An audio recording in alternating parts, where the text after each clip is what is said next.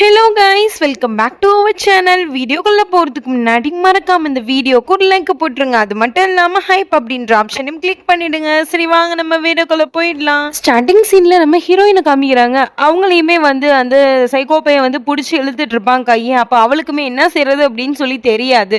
டக்குன்னு தன்னுடைய பேக்கில் இருக்கிற மொளகாத்த பொடியை அவன் கண்ணில் தூவிட்டு அப்படியே அங்கேருந்து ஓடியாரா. இந்த பக்கம் பார்த்தா நீத்தியை காமிக்கிறாங்க. நீத்தியுமே கத்துதான், சஞ்சு சஞ்சு என்னை எப்படியாச்சும் காப்பாத்து அப்படின்னு சொல்லிட்டு அப்பவுமேட்டு அந்த தலையில இருக்கிறதெல்லாம் எடுத்து விட்டவன், என்ன சஞ்சு சஞ்சு காப்பாத்துனா எப்படி வந்து காப்பாத்துவான், அதெல்லாம் காப்பாற்ற மாட்டான், நீ இன்னைக்கு செத்த அப்படின்ற மாதிரி சொல்லிட்டு இருப்பான். நீதிக்கும் என்ன பண்றது அப்படின்றது தெரியாது. அவ வசமா சிக்கிருப்பா. அப்போ அவளுமேட்டு வந்து நல்லா யோசிச்சு பாக்குறா. தன்னுடைய ஃப்ரெண்ட் அவளுக்கு சொன்னது ஞாபகம் வரும். அதுக்குள்ளேயும் இவனும் என்ன பண்ணிடறானோ அப்படின்னா, நீதியோடைய கை இருக்குல்ல, ஸோ அதை வந்து கத்தியால கீச்சு விட்டுருதானுங்க. அப்படி இந்த பக்கம் நம்ம ஹீரோயினுமே வந்து எப்படியாச்சும் வந்துட்டு இருந்து தப்பிச்சா போதும் அப்படின்னு சொல்லி ஓடிட்டு இருப்பா.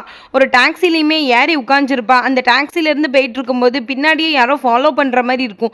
யாரா அப்படின்னு சொல்லி பார்த்தா நம்ம சைக்கோ பையத்தான். அப்படி இந்த பக்கம் நீதிக்குமே நம்ம பாரி சொன்னது ஞாபகம் வந்திருக்கும். என்ன ஒரு கஷ்டத்துலயுமே ஃபர்ஸ்ட் நீ அழாத பதறாத, கொஞ்சம் நல்ல நிதானமா யோசிச்சு பாரு, ஏதாச்சும் ஒரு வழி கிடைக்கும் அப்படின்னு சொல்லியிருப்பா. அதனால வந்துட்டு அவளுக்கு இதை ஞாபகம் வந்து கொஞ்சம் யோசிச்சு பார்க்கும்போது கீழே ஒரு ஒரு கத்தி மாதிரி இருக்கும். ஸோ அதில் வந்து என்ன பண்ணிடுறா அப்படின்னா, தன்னுடைய கையில் இருக்கிற ரோப்பை வந்து வெட்டிட்டு, ரொம்ப தேங்க்ஸ் பரி, நீ சொன்னனால மட்டும்தான் இன்றைக்கி நான் அப்படி யோசித்தேன் அப்படின்னு சொல்லிட்டு கமுக்கமாக அப்படியே உட்காந்துக்கிறா. கையில் அந்த கயிறு இருக்கிற மாதிரியே உட்காந்துக்கிறா. அப்படி இந்த பக்கம் ஹீரோவை பார்த்தா ஹீரோவுமே ஃபோன் அடித்து பார்த்துக்கிட்டே இருக்கான். நீதி எடுக்கிற மாதிரி தெரில. ஸோ வீட்டுக்குமே வந்து பார்க்குறான். நிறைய ஃப்ளவர்ஸ்லாம் வச்சு அரேஞ்ச்மெண்ட் பண்ண மாதிரி தெரியுது. அப்போது இதெல்லாம் அரேஞ்ச்மெண்ட் பண்ணிவிட்டு இவன் எங்கே போயிருக்கா, நிதி இருக்கியா அப்படின்னு சொல்லி கத்திட்டு இருப்பான். அதுக்கப்புறம் ஒரு டைரியில் வந்து நிதி இந்த மாதிரி எனக்கு ஒர்க் இருக்குது, என்னை மன்னிச்சிரு அப்படின்னு சொல்லி எழுதி வச்சுட்டும் போயிருப்பான். அப்படி ஃபோனை தான் அடிச்சுட்டு இருப்பான். பட் இவளுடைய ஃபோனு இங்கே இருக்காது. அப்படி இந்த பக்கம் ஹீரோயினும் நம்ம நீத்தியும் நம்ம ராஜுவும் 3 பேரும் அந்த ஒரே டிராஃபிக் சிக்னலில் தான் இருப்பாங்க. அப்போ நீத்தி வந்து நம்ம ராஜுவை பார்த்துடுறா. சஞ்சுவை பார்த்துட்டு, சஞ்சு என்னை எப்படியாச்சும் காப்பாற்று அப்படின்னு சொல்லி கத்திட்டு இருப்பா. ஆனால் வந்து அவனுக்கு அது கேட்கவும் கேட்காது. பாஸ் வந்து ஃபோன் பண்ணி இந்த மாதிரி நீ வரியா என்ன அப்படின்னு சொல்லி கத்திட்டு இருப்பான்.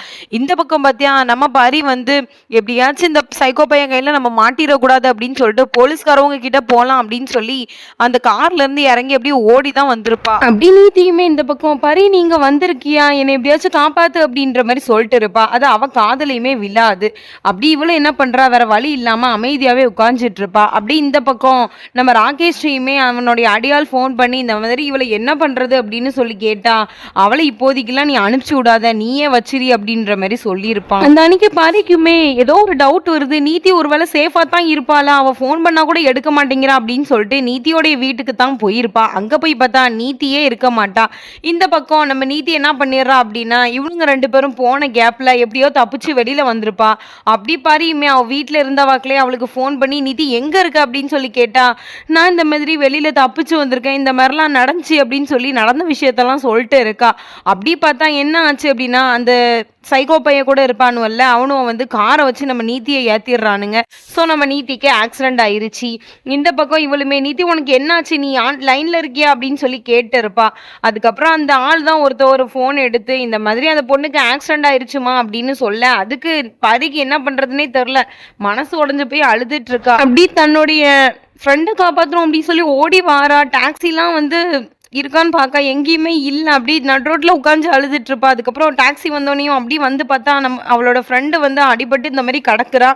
பார்த்துட்டு என்ன செய்யறதுன்னே இவளுக்கு தெரியற. அப்படி காரில் வச்சு அப்படி டாக்டர்கிட்ட கூட்டிட்டு வரார். அவர் வந்து சொல்றாரு, இங்க பாருமா, இது ஏதோ ஆக்சிடென்ட் கேஸ் மாதிரி இருக்கு, ஸோ எங்களாலாம் ஒன்றும் செய்ய முடியாது அப்படின்னு சொன்னா, நீத்தியுமே கொஞ்ச நேரம் எஞ்சி பேசுறா நம்ம பறிட்டு. அதுக்கப்புறம் தான் மயக்கம் போட்டு விழுந்திருப்பா. ப்ளீஸ் நீங்க ஏதாச்சும் ஒன்று பண்ணி என் ஃப்ரெண்டை காப்பாத்துங்க அப்படின்ற மாதிரி இவ ஒரு பக்கம் சொல்ல, அதுக்கு டாக்டர்காரவருமே ஒன்று அவருடைய குடும்பத்தில் உள்ள யாரையாச்சும் கூட்டிட்டு வாமா, இல்லைன்னா போலீஸ் வந்தாதான் நாங்கள் ட்ரீட்மெண்ட் பண்ணுவோம் அப்படின்னு சொன்னா, நேராக இவன் ஹையர் டாக்டர்கிட்ட போய் இந்த மாதிரி ட்ரீட்மெண்ட் பண்ணுங்கன்னா என் கழுத்தை நானே அறுத்துப்பேன் அப்படின்னு சொல்லிட்டு இருக்கா. அவங்களுக்கு வேற வழியுமே இல்லை. சரின்னு சொல்லிட்டு ட்ரீட்மெண்ட் பண்ணிட்டு இருக்காங்க. அப்பதான் வந்து அவளுக்கு கிரிட்டிக்கலாக ஒரு ஆப்ரேஷன் பண்ண வேண்டியது இருக்கு. அவளுடைய சிச்சுவேஷன் ரொம்ப கிரிட்டிக்கலாக இருக்கு. அதனால வந்து அவன் ஹஸ்பண்டு தாமா வரணும் அப்படின்னு சொன்னா, இவளுமே சஞ்சுவுக்கு ஃபோன் பண்றா. அவனுமே ஃபோனை எடுக்க மாட்டேங்கிறான். ஆஃபீஸில் புதுசாக ஒரு மீட்டிங் இருக்கும் போலுக்கு. ஸோ அதில் தான் பார்ட்டிசிபேட் பண்ணிட்டு இருப்பான். அப்படி இந்த பக்கம் பார்த்தா இவளுக்கு என்ன செய்யறதுனே தெரில. அப்படியே அவனு அந்த ராகேஷ் இருக்கான்ல, ஸோ அவனுமே வந்து நீத்தி எப்படியாச்சும் கொல்லணும் அப்படின்னு சொல்லி ஒரு இன்ஜெக்ஷனோட தான் வந்துட்டு இருப்பா அந்த ரூமுக்குமேட்டு. அப்பதான் வந்து நம்ம ஹீரோயின் என்ன பண்றா அப்படின்னா, அவளுடைய சித்தப்பா இருக்கார்ல, ஸோ அவருக்கு ஃபோன பண்ணி வர சொல்லிர்றா. அவருமே வந்ததுக்கப்புறம், "என்னம்மாச்சு?" அப்படின்னு சொல்லி கேட்டா, "இந்த மாரி நீதிக்கு இப்படி ஆயிருச்சு" அப்படின்னு சொல்லவும், "நீ கவலைப்படாத கடவுள் இருக்காங்க" அப்படின்னு சொல்லி ஆறுதல் சொல்லிட்டு இருக்காரு. அப்படி இந்த பக்கம் ராகேஷுமே அந்த ஊசிய போடலாம் அப்படின்னு சொல்லி போகும்போது, டக்குனு நம்ம பரி வந்து உள்ள வந்திருப்பாங்க. ஸோ அதனால வந்து அவன் பெட்டு கீழ படுத்து கிடக்குறான். இவள சாகடிக்கணும்னு நெனச்சாலும் சாகடிக்கவே முடியலையே அப்படின்னு சொல்லி ஒரு பக்கம் கங்கணம் கட்டிட்டு திரியிறான். அப்படி இந்த பக்கம் பார்த்தா ராஜு யோசிச்சுட்டே இருக்கா அந்த நீதிக்கு என்னதான் ஆச்சு அப்படின்னு சொல்லிட்டு. அப்படி பார்த்தா அவளுடைய ஃப்ரேமுமே கீழே விழுந்து உடஞ்சிருச்சு. அவளுக்கு ஏதோ பிரச்சனை போல தெரியுது அப்படின்னு சொல்லிட்டு ரொம்ப ஃபீல் பண்ணிட்டு இருக்கான். அப்படி இந்த பக்கம் நம்ம ஹீரோயினை காமிக்கிறாங்க. அவளுமே வந்து வெளியில வந்திருப்பான். அந்த கேப்ல அவளை கொன்றலாம் அப்படின்னு சொல்லிட்டு தலைவாணியை வச்சு அவன் மூஞ்சில் அழுத்திட்டு இருப்பான். அப்படி டக்குன்னு ஹீரோயின் வந்ததுக்கப்புறம் போய் ஒளிஞ்சுக்கிறேன்ற பேரில் லூசு மாதிரி ஒளிஞ்சிருப்பான். ஸோ ஹீரோயின் பார்த்துட்டு, "என்னாச்சு நீதி உனக்கு? உன் கை கால்லையும் இப்படி இருக்கு. அப்போ உனக்கு இங்கே ஏதோ பிரச்சனை இருக்கா?" அப்படின்னு சொல்லிட்டு அவளுமே அவனை பார்த்து புடிச்சு அப்படியே அவனை போட்டு அடிச்சிட்டு இருக்கா. ஆனா ராகேஷ் தான் அப்படின்றது ஃபேஸ் தெரியல. போட்டு அடிச்சிட்டு இருக்கிறதுக்குள்ள அவனுமே தப்பிச்சு போயிடுறான். இந்த பக்கம் ஹீரோவுக்குமே ஃபோன் பண்ணி, "இந்த மாதிரி நான் ஹாஸ்பிட்டல்ல இருக்கேன்னு சொல்ல வர்றதுக்குள்ள அவன் எனக்கு நிறைய வேலை இருக்கு, நீ ஃபோனை வைப்பாரு" அப்படின்னு சொல்லிட்டு ஃபோனை வச்சிடுறான். அப்படி என்ன பண்ணிடுறான் அப்படின்னா, நீத்தியே காங்கல அப்படின்னு சொல்லிட்டு மறுநாள் போலீஸ் ஸ்டேஷனுக்குமே வந்திருப்பான். வந்துட்டு இந்த மாதிரி நீத்தி என்னோட ஒய்ஃபை காங்கல அப்படின்னு சொன்னா அவங்களுக்கு ஆக்சிடென்ட் ஆயிட்டுப்பா அப்படின்ற மாதிரி சொல்ல, உடனே அப்படியே ரொம்ப துடிச்சு பிடிச்சு பார்த்துட்டு ஹாஸ்பிட்டலுக்கு வந்து பார்க்குறான். அங்க வந்து பார்த்தா இவ்வளோ கண்டிஷனும் இப்படி இருக்கு. அப்ப டாக்டர்காரவங்கள்ட்டயுமே, "என்னோட நீதியை எப்படியாச்சும் காப்பாத்திருங்க டாக்டர், ப்ளீஸ் டாக்டர், நான் என்னனாலும் செய்றேன்" அப்படின்னு சொன்னா, நம்ம பாரி அந்த பக்கம் அவன் அப்படி வந்திருக்கா. ஸோ இவன் வந்து இப்படி சொல்றதெல்லாம் பார்த்துட்டு ஒரு நிமிஷம் அவன் மனசு உடைஞ்சு போயிட்டா. தன்னுடைய ஹஸ்பண்ட் நீதியோடைய ஹஸ்பண்டா அப்படின்னு சொல்லிட்டு அவ வாயிலிருந்து பேச்சே வரல. அந்த அளவுக்கு ஸ்டபனா உட்காந்துருக்கா. அவனுமே வந்து, "இந்த பாருங்க என் ஒய்ஃப் எப்படியாச்சும் காப்பாத்துங்க" அப்படின்னு சொல்லி அழுதுட்டு இருப்பான்.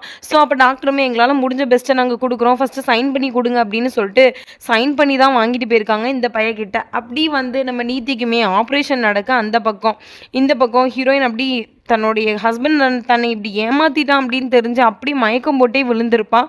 நர்ஸுக்காரவங்களாம் வந்து அவளுக்கு தண்ணியெல்லாம் தொளிச்சு அவளை எப்படி எழுப்பி விடுறாங்க. எழுப்பி விட்டு, "என்னம்மாச்சு உனக்கு?" அப்படின்னு சொல்லி கேட்டா, அவளுமே வந்து ரொம்ப அழுறான். தன்னுடைய ஹஸ்பண்ட் வந்து இப்படி பண்ணிட்டாரு அப்படின்றத அவளால் ஏற்றுக்கவே முடியல. அப்போ ஃபர்ஸ்ட்லேருந்து நம்மளை பிடிக்கலையா அவருக்கு அப்படின்ற மாதிரி தான் ஒரு பக்கம் அவள் யோசிச்சிருக்கா. இந்த பக்கம் இவன் வந்து ரொம்பவே அழுதுட்ருக்கான் தன்னுடைய ஒய்ஃப் நீத்தியை நினச்சி. இப்போ இந்த பக்கம் பரியுமே வந்து, "என்னோட ஃப்ரெண்டு எப்படி இருக்கா?" அப்படின்னு சொல்லி கேட்கும்போது, "இங்கே பாருங்க உங்கள் ஃப்ரெண்டு ரொம்ப கிரிட்டிக்கலாக இருக்கிறனால அவங்கள வேறு ஹாஸ்பிட்டலுக்கு மாத்திரதா பேசிகிட்டு இருக்காங்க. இருந்தாலும் அவங்களுக்கு ஒரு கிரிட்டிக்கலான ஒரு ஆப்ரேஷன் இருக்குது, அது இங்கே தான் பண்ண போகிறாங்க" அப்படின்ற மாதிரி சொல்லிட்டு அந்த நீத்தியோடைய ஹஸ்பண்ட் இருக்காம்ல சஞ்சு, அவனுடைய ப்ரூஃப் எல்லாம் இவள்கிட்ட கொடுத்து தயவு செஞ்சு அவங்கள்ட்ட கொடுத்துருங்க அப்படின்ற மாதிரி சொல்லும்போது அவளுமே பார்க்குறா. அதில் வந்து சஞ்சு மெஹராஜ்மா போட்டிருக்கு. ஸோ இதை பார்த்துட்டு, அப்போ இவர் ராஜுவா இல்லை சஞ்சுவா, இல்லை சஞ்சுவா இல்லை ராஜுவா அப்படின்னு சொல்லி ரொம்ப முழிச்சிட்டு இருக்கா. போச்சு, நம்ம கையாலே நம்ம ஃப்ரெண்டுக்கு கல்யாணம் பண்ணி வச்சது தன்னுடைய புருஷனையா அப்படின்னு சொல்லி ஒரு நிமிஷம் அவன் மனசு உடஞ்சி போய் அப்படி பார்த்துட்டு இருக்கா. இந்த பக்கம் நீத்தியை வந்து ஆப்ரேஷன் தேட்டரில் கூட்டு போய் ஆப்ரேஷன் பண்ணிட்டு இருந்தவங்க, என்னாச்சுன்னு தெரியல, வெளியில் வந்து, "சாரி சஞ்சு, நீங்கள் என்னை மன்னிச்சிருங்க, உங்கள் ஒய்ஃபை எங்களால் காப்பாற்ற முடியல" அப்படின்ற மாதிரி சொல்லிட்டு இருக்காங்க. இதுக்கப்புறம் என்னதான் நடந்துச்சு அப்படின்றத நாளைக்கு பார்க்கலாம். அது வரைக்கும் நம்ம சேனலை மறக்காமல் சப்ஸ்கிரைப் பண்ணிக்கோங்க. Bye viewers.